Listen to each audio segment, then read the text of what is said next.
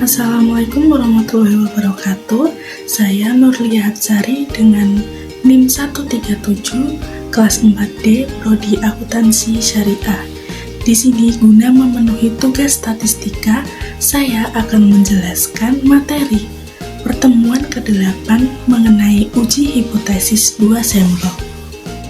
Materi yang pertama mengenai jenis uji hipotesis. Yang pertama, uji hipotesis 1 sampel merupakan uji mencari kebenaran parameter populasi dari statistik sampel seperti uji rata-rata dan uji proporsi. Kemudian yang kedua ada uji hipotesis 2 sampel, uji untuk membandingkan parameter 2 populasi. Selanjutnya, uji rata-rata bersifat independen dan sampel besar. Yang pertama, jika standar deviasi populasi diketahui dengan rumus sebagai berikut. Kemudian, jika standar deviasi populasi tidak diketahui dengan rumus sebagai berikut. Nah, sebagai contohnya di sini, lembaga riset pemasaran ingin mengetahui waktu tunggu para nasabah Bank Syariah Mandiri dan juga Bank BNI Syariah dengan melakukan transaksi.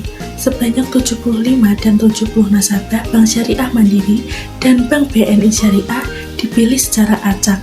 Hasilnya menunjukkan rata-rata waktu tunggu di Bank Syariah Mandiri 5 menit dengan standar deviasi 0,30 menit, sedangkan di Bank BNI Syariah 5,30 menit dengan standar deviasi 0,45 menit. Dengan derajat keyakinannya 1%. Dipertanyakan, apakah kita bisa menyimpulkan bahwa waktu tunggu di BNI Syariah lebih lama dibandingkan dengan Bank Syariah Mandiri? Dengan rumus sebagai berikut, dapat disimpulkan bahwa sampel belum cukup memberi bukti bahwa waktu tunggu melakukan transaksi BNI Syariah lebih dibandingkan Bank Syariah Mandiri. Di sini ada interval estimasi rata-rata dua populasi independen dan sampel besar. Interval estimasi perbedaan rata-rata dua populasi dengan derajat keyakinan sebagai berikut. Dengan keterangannya, X1, X2 adalah rata-rata sampel yang diambil dari populasi 1 dan 2. S1 pangkat 2 dan S2 pangkat 2 merupakan standar deviasi dari sampel yang diambil populasi 1 dan 2. ZA per 2 adalah nilai distribusi Z, sedangkan N1 dan N2 merupakan jumlah sampel 1 dan 2. Selanjutnya ada uji rata-rata dua populasi, independen dan sampel kecil.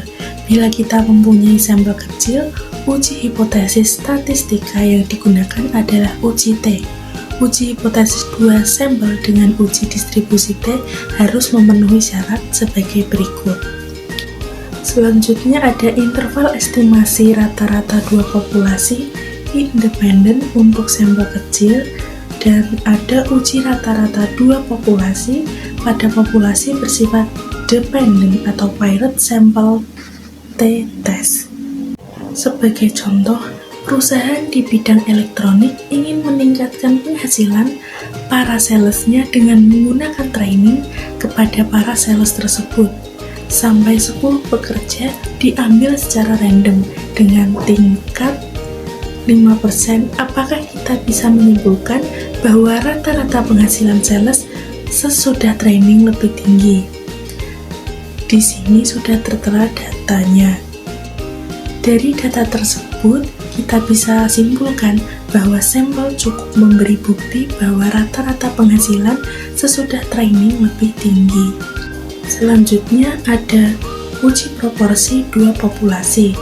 Contohnya pada perusahaan asuransi syariah sedang meneliti masalah penyebab kecelakaan mobil para pemegang polis berdasarkan jenis kelamin.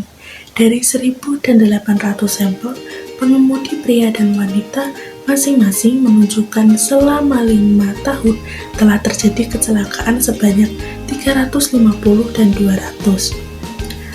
Kemudian, apakah bisa disimpulkan bahwa proporsi kecelakaan pengemudi pria lebih besar dari proporsi kecelakaan dari pengemudi wanita? Dari data, diketahui nilai Z-nya 2,05 lebih besar dari Z kritis 1,65, sehingga kita menolak hipotesis 0. Bisa disimpulkan bahwa sampel cukup memberi bukti bahwa proporsi kecelakaan dari pengemudi pria lebih besar daripada pengemudi wanita. Sekian pemaparan materi dari saya, kurang lebihnya mohon maaf. Wassalamualaikum warahmatullahi wabarakatuh.